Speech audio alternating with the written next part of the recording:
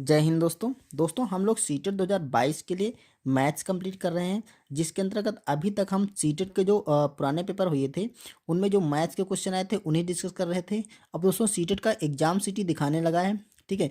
तो अब हम शुरू किए हैं जो सीटेट के 2021 के ऑनलाइन एग्जाम हुआ था उसमें जो भी जितने भी सेट आए थे उनमें जो मैथ्स के क्वेश्चन आए थे उन्हें डिस्कस करेंगे। तो यहाँ पर हम लेकर के आए हैं आज सीटेट का जो 17 दिसंबर 2021 को पेपर हुआ था, ठीक है, पेपर फर्स्ट। उसमें जो मैथ्स के क्वेश्चन आए थे उन्हें डिस्कस करेंगे। अभी लास्ट वीडियो में हमने डिस्कस किया था 16 दिसंबर 2021 का जो पेपर हुआ था उसके मैथ्स के क्वेश्चन डिस्कस किए थे। पर देखिए पहला क्वेश्चन मैंने लिया है, यदि 0.07 अपॉन पी इक्वल्स टू 0.01 है तो पी का मान क्या होगा। यहाँ पर पी का मान पूछ रहा था सिंपली। तो हमें क्या करना था, देखिए ये ऐसा मैटर दे रखा था तो हमें क्या करना था, इसके नीचे 1 मान लो, ठीक है, और क्रॉस मल्टीप्लाई कर देते हैं। तो देखो इसकी पी से, क्योंकि हमें पी का मान निकालना है तो पी वाले पद को हम पहले लिख देंगे। तो यहाँ देखिए पी गुणा 0.01 बराबर हो जाएगा, इसको हम 1 से गुणा करेंगे तो ये 0.007 ये आ जाएगा, ठीक है। 1 से अगर किसी की संख्या को गुणा करते हैं तो उसका मान कोई चेंज नहीं होता। अब देखिए पी का मान हमें निकालना है तो ये वाली संख्या को हम बराबर के इधर ले जाएंगे। तो पी देखिए पी इक्वस टू हमारा हो जाएगा, अब ये संख्या बराबर के इधर जाएगी तो भाग में पहुंच जाएगी, तो 0.007 और नीचे आ जाएगा हमारा 0.01, ठीक है। अब देखो पॉइंट के बाद यहाँ पर 3 अंक हैं, यहाँ पॉइंट के बाद 2 अंक हैं, तो सिंपली हमें यहाँ पर भी 3 अंक बनाने होंगे। तो क्या करेंगे हम पॉइंट के बाद, ठीक है, देखो क्योंकि ये पॉइंट हमें हटाना है तो यहाँ पॉइंट के बाद अगर हम 0 बढ़ा लेते हैं तो कोई मतलब अंतर नहीं आने वाला है। अब देखो पॉइंट के बाद 3 संख्या यहाँ पर और पॉइंट के बाद 3 संख्या यहाँ पर, तो ये हम सिंपली ये पॉइंट देते हैं हटा। तो देखो क्या बच गया, ऊपर बचा 7 और नीचे हो गया आपका 10, तो 7/10 आ गया। अब देखो अब हम फिर से अगर पॉइंट हमें लगाना है, ठीक है, तो ये हम पॉइंट काट देंगे, ये 0 काटेंगे तो पॉइंट यहाँ से हटके यहाँ आ जाएगा, ठीक है। तो इसका जो मान सिंपल सा होगा 0.7 या 0.7 आ जाएगा, ठीक है। तो P इक्वस टू 0.7 ये हमारा मान हो जाएगा। तो ऑप्शन देखिए, ऑप्शन हमारा बी मिल रहा है। तो चलिए अगला क्वेश्चन देखते हैं। दोस्तों अगर आपको हमारा पिछला वीडियो देखना है जो कि 16 दिसंबर 2021 को पेपर हुआ था ऑनलाइन एग्जाम सीटेट का, जो फर्स्ट पेपर हुआ था उसमें जो मैथ्स के क्वेश्चन आए थे उन्हें डिस्कस किए थे, तो हम उसका लिंक इस वीडियो की डिस्क्रिप्शन बॉक्स में डाल देंगे, आप उसको देख सकते हैं। तो चलिए नेक्स्ट क्वेश्चन देखते हैं। देखिए यहाँ पर क्वेश्चन है, एक ट्रेन टिकट काउंटर पर कुछ व्यक्ति खड़े हैं, ठीक है, यदि लाइन में अमीना का स्थान दोनों ओर से 14वां है, ठीक है, तो उस लाइन में कितने व्यक्ति खड़े हैं। ठीक, सिंपली सा क्वेश्चन था कि लाइन में लोग खड़े हैं जिसमें अमीना कोई लड़की है जिसका स्थान आगे से और पीछे से दोनों तरफ से 14वां है, ठीक है। तो उस लाइन में कितने व्यक्ति खड़े हैं। अब सोचिए जैसे मान लीजिए ये लाइन खड़ी है, ऐसे ऐसे लाइन में कुछ व्यक्ति खड़े हैं, ठीक है। तो जो इसके इधर कुछ व्यक्ति होंगे और इधर कुछ व्यक्ति, मान लेते हैं अमीना जो है वो 14वें नंबर पर खड़ी है, आगे से दोनों तरफ से है ना, दोनों तरफ से उसका स्थान है। तो मान लेते हैं यहाँ पर टिकट काउंटर होगा और यहाँ से लाइन लगी है, तो 14वें नंबर पे अमीना खड़ी है। तो यहाँ से देख लेते हैं 1 2 3 4 5 6 7 8 9 10 11 12 13 14, यहाँ पर अमीना खड़ी है, ठीक है, यहाँ पर अमीना खड़ी है। देखो तो कह रहा है उसके आगे से और पीछे से दोनों तरफ से वो उसका स्थान 14 है, तो यानी कि इसके पीछे भी कितने लोग होंगे, 13 लोग होंगे। देखो 14वां स्थान था है तो इसके पीछे कितने लोग होंगे, 13 होंगे। अगर पीछे से गिनेंगे तो 13वें से 14वें स्थान पे है तो 13 लोग पीछे होंगे, तो यानी कि यहाँ पर 13 लोग होंगे, ठीक है, और यहाँ पर भी 13 लोग होंगे और एक यमीना हो गई।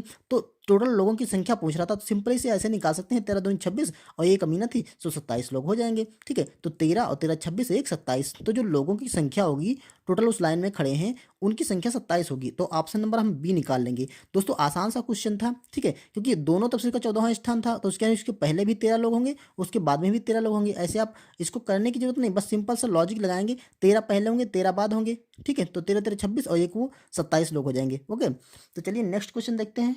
देखो अगला क्वेश्चन आया था, सोनम की बोतल में 1 लीटर पानी आता है, ठीक है, उसने 275 ml पानी पिया, उसकी दोस्त नैना ने 250 ml पानी पिया, बोतल में अब कितना पानी शेष बच गया है। दोस्तों देखिए एक बोतल उसके पास जो थी, सोनम के पास बोतल थी उसमें 1 लीटर पानी आता है, तो 1 लीटर में आप जानते हैं एक जो लीटर होता है उसमें 1000 ml होते हैं, 1000 ml होते हैं, ठीक है। अब उसने कहा है कि 275 ml पानी किसने पी लिया, उसने पी लिया, मतलब किसने पी लिया, जो लड़की थी सोनम, उसने पी लिया। तो देखो जो पानी सोनम ने पिया, यहाँ हम लिखते हैं सोनम के द्वारा जो पानी पिया गया 275 ml पिया गया, ठीक है। और कह रहा उसकी जो फ्रेंड थी दोस्त नैना, उसने 250 ml पिया। तो जो नैना ने पानी पिया वो 250 ml पी लिया, ठीक है। अब आप देख सोचिए 1 लीटर पानी था, इतना पानी तो दोनों ने पी लिया, ठीक है। जितना पानी, अब देख लीजिए टोटल जोड़ लीजिए कितने ml, देखो यहाँ पे 5 हो गया, अब 7 5 12 का 2 हासिल लगा 1, 2 2 4 और 1 5, मतलब जो टोटल पानी दोनों ने मिलकर सोनम ने और प्लस नैना ने पी लिया वो 525 ml पी लिया, ठीक है। अब कह रहा शेष पानी कितना बचा, तो 1000 ml था, 525 दोनों ने पी लिया, तो इसको हम घटा देते हैं सिंपल सी, 525 ml घटा देते हैं इसमें से। तो जो बचेगा पानी वो तो शेष रह जाएगा, यहाँ पे देखिए 5 बचेगा और यहाँ पर आपका 9 हो जाएगा, 9 से 2 जाएगा तो 7 बचेगा, और यहाँ पर भी 9 होगा, 9 से 5 जाएगा तो आपका 4 बच जाएगा, यहाँ पर कुछ नहीं बचेगा। तो ये 475 ml पानी उसकी बोतल में शेष बच जाएगा। तो देखिए 475 ml ऑप्शन नंबर आपका सी मिल रहा है, ओके।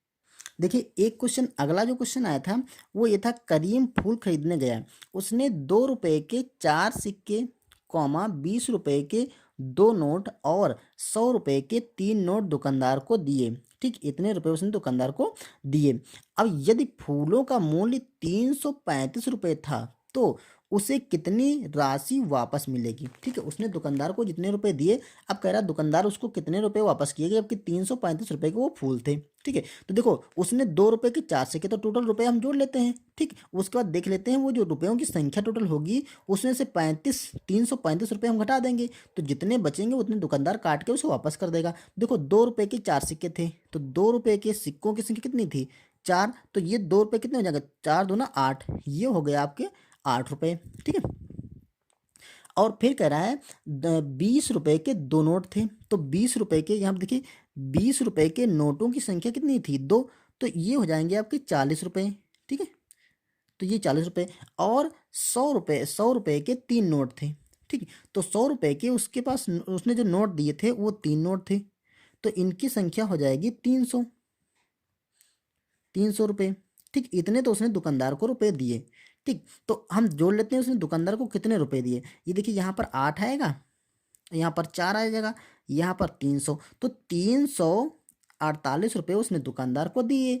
और दुकानदार के जो दुकानदार जो फूल दिए, फूलों का मूल्य 335 रुपये था, तो वापस कितनी राशि करेगा, देखो 300 हम 48 से 335 घटा देंगे, 335, तो जो शेष बचेगा वही वो वापस कर देगा। तो यहाँ देखिए 8 से 5 जाएगा तो आपका 3 बच जाएगा, यहाँ पर 4 से 3 जाएगा तो 1 बच जाएगा, बाकी हम 0 बचेगा। तो 13 रुपये क्या करेगा दुकानदार करीम को वापस कर देगा। तो ऑप्शन देखिए 13, ऑप्शन नंबर डी है, रुपये 13, ठीक है। तो इस तरह से हमने इसका आंसर निकाल लिया। आइए अब अगला क्वेश्चन देखते हैं। चलिए अगला क्वेश्चन देखते हैं दोस्तों। अगर आपको वीडियो पसंद आ रहा है तो उसे लाइक कर दीजिए, चैनल पर नए हैं तो सब्सक्राइब कर लीजिएगा, ठीक है। यहाँ पर देखिए एक त्रिभुजाकार पिरामिड के नेट में कितने फलक होंगे, नेट मतलब एक त्रिभुजाकार टाइप का तंबू लगा है या जाल लगा, जो भी बोल सकते हैं आप, उसमें क्या कितने फलक होंगे या कितने फेस होंगे, ठीक है। तो ये हमें निकालना है। तो हमें सिंपली यहाँ पर अगर त्रिभुजाकार पिरामिड कैसा होता है, अगर उसकी आकृति हमें पता है तो हम उसके फलक गिन लेते हैं कितने होंगे। देखिए त्रिभुजाकार पिरामिड कैसा होता है, देखिए अगर आप ऊपर से देखेंगे तो जैसे एक त्रिभुज टाइप का तंबू लगा होगा, ये ऐसे ये जमीन पे रखा होगा, ठीक है। तो इसका जो ये फलक होगी ये वाली, ये ऊपर आए होगी, यहाँ पर उसका ऊपर होगा ये उठा हुआ, तो ये एक फलक ये बन जाएगी, और एक फलक आपकी ये बन जाएगी, और ये फलक ये बन जाएगी, ठीक है। अगर इसको दोस्तों साइड से ये ऊपर से देखा जा रहा है, देखिए एक तो नीचे वाली फलक हो गई ये वाली, ठीक है, और एक ये फलक हो गई, एक ये और ये, तो ये 3 ये हो गए और एक नीचे वाली, तो 4 फलक होंगी। तो इसका आंसर तो आपका 4 आ जाएगा, ठीक है। अगर आपको आकृति क्लियर नहीं हुई होगी तो देखिए ऐसे बना सकते हैं। अगर नीचे वाला आकृति को हम ऐसे सिंपली ऐसे बना लें, ठीक है, तो ऊपर वाली को आकृति कुछ ऐसे बनेगी, देखिए ऐसे बना सकते हैं। तो एक ये वाली जो सामने वाला फेस होगा ये वाला हमारा इस लाइन वाला, तो इसको हम ऐसे मिला सकते हैं। तो ये एक हमारा सामने वाला फेस बन गया।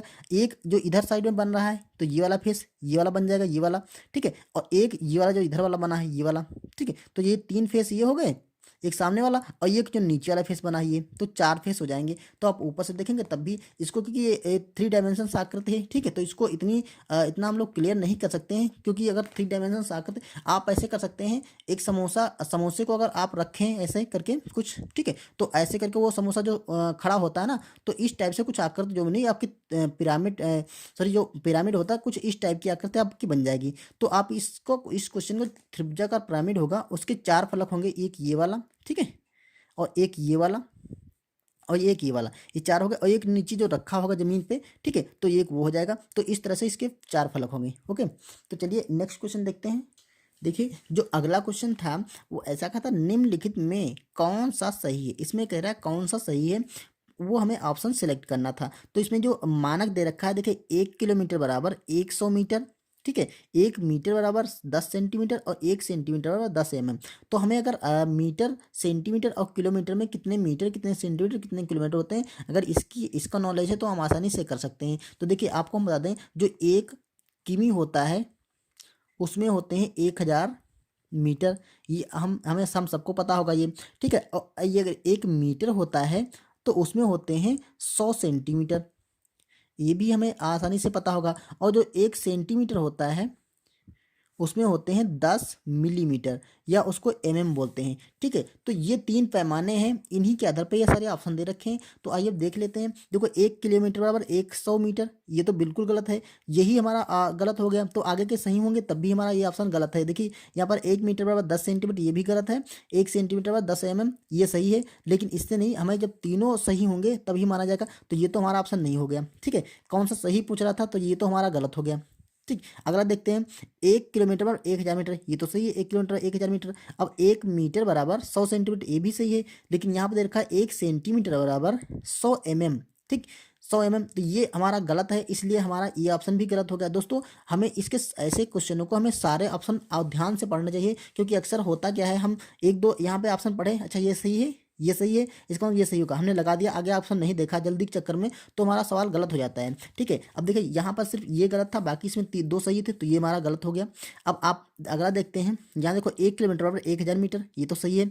1 मीटर बराबर 100 सेंटीमीटर, ये भी सही है। और 1 सेंटीमीटर बराबर 10 ये भी सही है। देखो इसको तीनों सही है मानक, ठीक। तो हमारा यही ऑप्शन इस क्वेश्चन का सही हो जाएगा। आइए अगला लास्ट वाला ऑप्शन देख लेते हैं। 1 किलोमीटर बराबर 1000 मीटर, सही है ये।